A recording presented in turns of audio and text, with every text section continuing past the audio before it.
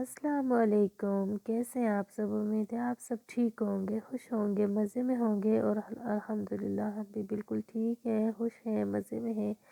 मैंने पिछले व्लॉग में आपको बताया था कि मैं सरगोदा जा रही हूँ, मुझे काम है तो मैं सरगोदा जा रही हूँ। मैंने आपको एक व्लॉग में बताया होगा कि मैं अपने मैट्रेस सेल कर रही हूँ। मैट्रेस सेल करने की वजह ये थी कि मुझे एक बाज़ार में सोफ़ा अच्छा लगा था जो मैंने लेना था, लेकिन हस्बैंड ने कहा कि नहीं, सोफ़ा फिर नहीं लेते, अगर मैट्रेस सेल कर ही दिया, गलती कर ली है तुमने मैट्रेस सेल करके तो दूसरी गलती ना करो, सोफ़ा ना लो और सोफ़ा कम बेड ले लो, क्योंकि जब हमने शिफ्ट होना है वापस अपने घर तो वहाँ पे ये सोफ़ा कम बेड जो है वो ज़रूरत पड़ेगा। सोफ़ा तो हमारे पास ऑलरेडी वहाँ पे है, तो मैंने कहा चलो ये बात मैं हस्बैंड की मान लेती हूँ और हमने सोफ़ा कम बेड लेना था। उसके लिए मैं सरगोदा जा रही थी। यहाँ पे मैं आप कोशिश कर रही थी कि आपको दिखाऊँ, यहाँ पे देखें कितना प्यारा लग रहा था वो। कैमरा से इतना प्यारा नहीं लग रहा, लेकिन वैसे अगर आप अपनी आँखों से देखेंगे तो आपको यकीन आएगा कि सरसों के बाग और ये जो गन्ना होता है उसके खेत कितने प्यारे लग रहे थे। और यहाँ पे जो है सरसों, वो सरसों का साग होता है, बहुत ज़्यादा ये गन्ना होता है जो कि काफ़ी ज़्यादा होता है, और माल्टे होते हैं और चावल होते हैं और भी बहुत कुछ होता होगा। यहाँ की सर्दियाँ बहुत अच्छी होती हैं, हमारे यहाँ सर्दियों में बहुत ठंड होती है, यहाँ पे सर्दियों में बड़ा सुकून होता है। तो ये मैं आपको कोशिश कर रही थी कि रास्ते में आपको दिखाती जाऊँ कि कैसा है ये हमारे बलवाल से सरगोदा। पूरे रास्ते ऐसे ही बागात हैं माल्टों के, उसके गन्ने के और सरसों के। यहाँ मैं सरगोदा पहुँच चुकी हूँ अल्हम्दुलिल्लाह, और सरगोदा में पहुँचते ही हम और कहीं भी नहीं गए, बस जहाँ पे हमें काम था हम उधर ही गए, क्योंकि मगरिब का टाइम काफ़ी देर हो गई थी, मगरिब गुजरे हुए। और ये सरगोदा का मेन बाज़ार है जिससे हम गुज़रे। यहाँ से थोड़ा सा आगे जाएंगे तो ये हम पहुँच गए अपनी डेस्टिनेशन। यहाँ पे आमने सामने काफ़ी सारे शोरूम थे, जहाँ पे फर्नीचर की जो शोरूम्स होते हैं ना वो थे। हमें काम भी इधर ही था, तो हमने इधर ही बस 4-5 जो शोरूम्स थे वो विज़िट किए, और फिर उनमें से एक शोरूम से मुझे पसंद भी आया और वो रीज़नेबल भी लगा, तो मैं अपना सोफ़ा कम बेड लेके और हम वापस अपने घर आ गए। ये मल्टी फॉर्म का शोरूम था। यहाँ इनके पास बहुत सारी वैरायटी थी, सोफ़ा कम बेड्स की, सोफ़ाज़ की, फर्नीचर की। ये बेसमेंट में था, और जो बाकी फर्नीचर था वो ऊपर वाले पोर्शन पे, जो फर्स्ट फ्लोर है ना उधर था। लेकिन हमें जो सोफ़ा कम बेड लेना था तो हम बेसमेंट में आ गए, और यहाँ पे इनके पास बहुत सारी वैरायटी थी, लेकिन इनके पास काफ़ी महंगे थे। इनकी स्टार्टिंग प्राइस जो थी वो तकरीबन 17,000 थी, और ये मतलब मुझे लग रहा था कि महंगे दे रहे हैं। तो ये वाले सोफ़े मुझे बहुत अच्छे लग रहे थे जो गोल्डन कलर के थे। मैंने इनकी प्राइस पूछी तो उन्होंने कहा कि 50,000 का है ये सोफ़ा। मैंने हस्बैंड को भी इधर अच्छे लगे थे सोफ़ा कम बेड। इनके पास सोफ़ा कम बेड अच्छे थे, डिज़ाइंस भी अच्छे थे और बहुत मज़े के थे। लेकिन मैंने हस्बैंड से कहा कि पहले हम मार्केट विज़िट करेंगे, देखते हैं कंपैरिजन करके ये कौन सा हमें सस्ता मिल रहा है, कहाँ से सस्ती और अच्छी चीज़ मिल जाए। अगर नहीं है तो फिर हम वापस आ जाएंगे इधर। इधर आमने सामने ही है, कहीं हमें दूर जाना तो है नहीं, तो यहीं से इधर आमने सामने जितने भी शोरूम्स हैं तो उन पे चेक कर लेंगे। तो हमने कहा ठीक है, सही कर लेते हैं। फिर हमने यहाँ से लिया नहीं, सिर्फ देखा था। और ये वाला जो था ये लेदर में था, और ये मुझे अच्छा लग रहा था लेदर वाला।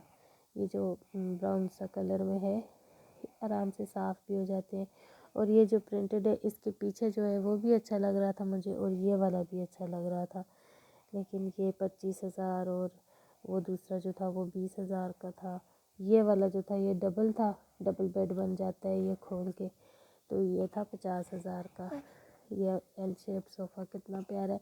अब इसके सामने एक और था स्प्रिंग फॉर्म का, तो ये बिल्कुल मतलब अपोजिट थे, एक दूसरे के सामने थे। तो इसमें भी जब हम गए तो यहाँ इनके पास डिज़ाइंस अच्छे थे, लेकिन वही सेम सेम उनके जैसी ही प्राइस थी।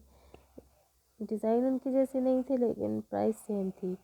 मतलब इनके पास भी 17 से स्टार्ट होते थे। मुझे ये वाला अच्छा लगा था, ये ब्राउन कलर का, ये वेलवेट में था और आजकल वेलवेट बहुत चल रहा है। तो लेकिन उन्होंने कहा ये सोल्ड आउट हो चुका है, इसको आपको ऑर्डर देना पड़ेगा सेम चीज़ बनवाने के लिए।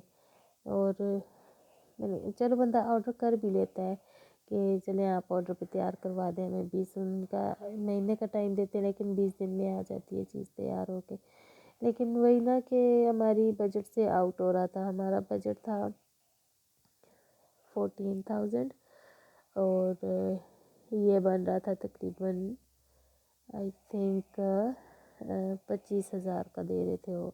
छोटा सा था, इतना बड़ा भी नहीं था, ये सामने वालों से ज़्यादा महंगा था। फिर उसके साथ ये दूसरी शॉप है, इसमें हम आए तो इनके पास इतने डिज़ाइंस नहीं थे, 2-3 ही डिज़ाइंस थे और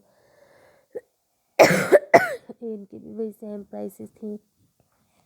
मतलब ये सब जो बड़े बड़े शोरूम्स वाले थे ना, इनकी प्राइसेस भी बड़ी बड़ी थी।